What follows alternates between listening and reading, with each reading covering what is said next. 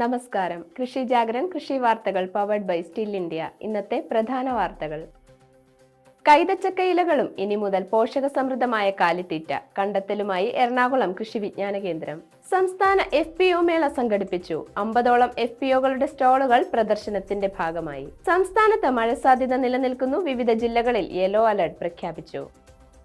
കൈതച്ചക്ക ഇലകളും ഇനി മുതൽ പോഷക സമൃദ്ധമായ കാലിത്തീറ്റ. എറണാകുളം കൃഷി വിജ്ഞാന കേന്ദ്രമാണ് കൈതച്ചക്കയുടെ ഇല കൊണ്ട് കന്നുകാലികൾക്ക് പോഷക സമൃദ്ധമായ കാലിത്തീറ്റ തയ്യാറാക്കിയത്.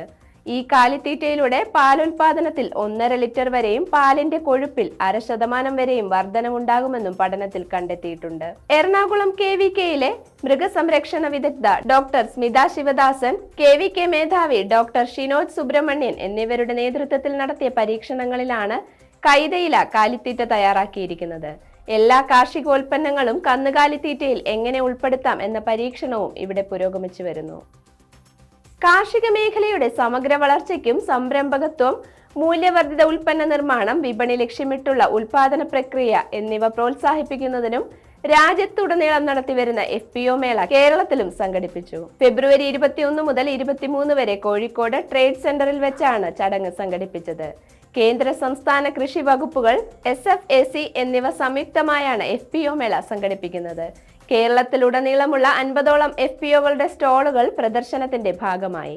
FPO അംഗങ്ങൾ, കർഷകർ, സംരംഭകർ എന്നിവർക്കായി വിദഗ്ധർ നയിച്ച ബോധവൽക്കരണ ക്ലാസുകളും മേളയുടെ ഭാഗമായി സംഘടിപ്പിച്ചു. സംസ്ഥാനത്ത് മഴ സാധ്യത നിലനിൽക്കുന്നു. വിവിധ ജില്ലകളിൽ യെല്ലോ അലർട്ട് പ്രഖ്യാപിച്ചു. വെള്ളിയാഴ്ച 3 ജില്ലകളിലാണ് കേന്ദ്ര കാലാവസ്ഥാ വകുപ്പ് യെല്ലോ അലർട്ട് പ്രവചിച്ചിരിക്കുന്നത്. തിരുവനന്തപുരം, കൊല്ലം, പത്തനംതിട്ട ജില്ലകളിലാണ് യെല്ലോ അലർട്ട് പ്രഖ്യാപിച്ചിട്ടുള്ളത്. ഒറ്റപ്പെട്ട ശക്തമായ മഴയ്ക്കുള്ള സാധ്യതയാണ് പ്രവചിക്കപ്പെട്ടിരിക്കുന്നത്.